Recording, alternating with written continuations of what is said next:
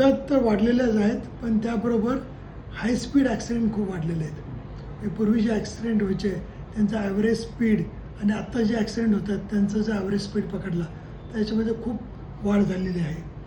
आणि त्यामुळं high speed ॲक्सिडेंटमुळं पॉलिट्रॉ trauma खूप वाढलेले आहेत आणि मास कॅज्युअलिटीज खूप वाढलेल्या आहेत. तर हे यामुळं जी डेथ रेट होतं आफ्टर रोड ट्रॅफिक ॲक्सिडेंट हे 2000 साली 20% होतं, ते आता 2020 साली वाढून 36% झालेलं आहे. तर ही खूप चिंतेची गोष्ट आहे.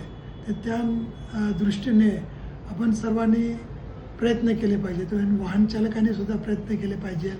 जे रोड निर्देश आहेत, स्पीड लिमिट आहे ते पाळले पाहिजेत. गाड्यांचा मेंटेनन्स केला पाहिजे. त्यानंतर रेग्युलर ब्रेक घेतला पाहिजे.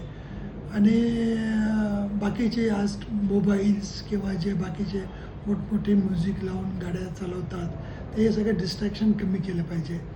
आणि एवढ्यावर ॲक्सिडेंट जर झालेच तर हेल्थकेअर सर्व्हिसेस कशा लवकरात लवकर तिथं पोचता येतील. रेस्क्यू टीमचं व्यवस्थित ट्रेनिंग करणं जेणेकरून रोड ट्रॅफिक ॲक्सिडेंट विक्टिम्सला सेफपणे आपण त्या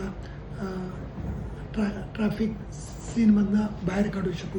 याच्यासाठी सुद्धा वेगळं ट्रेनिंग असतं, एक वेगळं इन्फ्रास्ट्रक्चर असतं. तर हे सगळं डेव्हलप करणं आता गरजेचं झालं.